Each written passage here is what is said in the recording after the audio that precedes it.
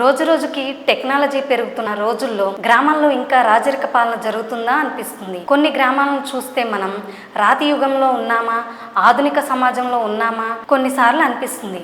నిలదీస్తే సాంఘిక బహిష్కరణలు, లక్షల్లో జరిమానాలు. వివరాల్లోకి వెళ్తే నిర్మల్ జిల్లా తాండ్ర గ్రామంలో గ్రామాభివృద్ధికి కమిటీల పేరుతో పెద్దరాయలు తీర్పులు ఇస్తున్నారు. న్యాయాలు, చట్టాలు వీరికి కనిపించవు. జిల్లాలో గ్రామాభివృద్ధి కమిటీల ఆగడాలు రోజురోజుకి మితిమీరిపోతున్నాయి. పూర్తి వివరాల్లో నిర్మా జిల్లా కరెస్పాండెంట్ జాకిర్ అందిస్తారు. ఈరోజు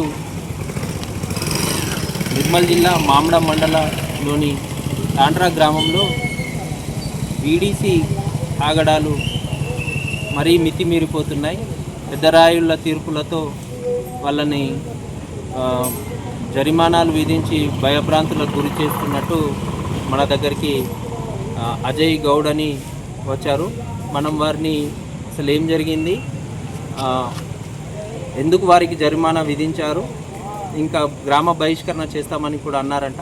మరి ఏమైంది ఏమన్నది విషయం మనం వాళ్ళని ఇప్పుడు అడిగి తెలుసుకున్నాం. నమస్తే అండి. నమస్తే. ఏం పేరండి? నా పేరు అజయ్. ఏం చేస్తారు? గౌడవరు. అయితే మాకు తాండ్ర విలేజ్లో ఒక చిన్న గొడవ అయిన ఉంది.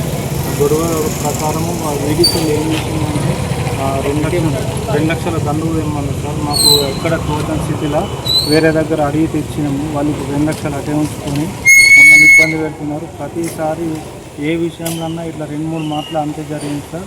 మేము ఇంతవరకు ఏం చేసినా ఇదే ఇబ్బందితో బతుకుతున్నాం సార్. మాకు ఎక్కడ బతికే అధికారం లేకుండా అయిపోయింది సార్. తాండ్ర వీడియోస్ వేసి కూడా మాకు ఇట్లా ఇబ్బంది అవుతుంది సార్.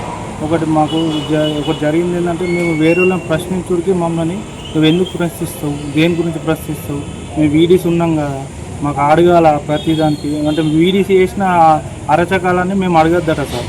ప్రతిసారి ఎందుకు నువ్వు అడుగుతావు, నీకు ఏం హక్కున్నది, నువ్వు ఎవడి అధికారం, మేము వీడియోస్ చెప్పినట్టే మీరు వినాలా అంటున్నారు సార్. ప్రతిసారి ఉండదలుచుకుంటాం. నా పేరు విజయ. తాండ్ర నుంచి వచ్చినాం. బీడీసీ వాళ్ళు చిన్న గొడవ అయింది. మా ఆయన వైన్స్ కాడ ఇట్లా గణపతి నిమజ్జనం రోజు నుల్లైతే వాళ్ళు మా అతన్నే తీసిండ్రని చెప్పి ₹1,00,000 దండుగా తీసిండ్రు. ₹1,00,000 2 లక్షలు తర్వాత ఏమన్నారు, అందులోకి 1,00,000 తీసిండ్రు. ఇట్లా అతన్ని ప్రశ్నించినందుకు ప్రతిసారి ఇది 3వ సారి, ఎన్నిసార్లు వేసినా ఇంతే ఎత్తున్నారు. ఇప్పటికీ 3 సార్లు కూడా దండుగా తీసిండ్రు. అయినా మేము ఏమనుకోలేము. పైసలు ఇవ్వకపోతే గ్రామ బహిష్కరణ చేస్తామన్నారు.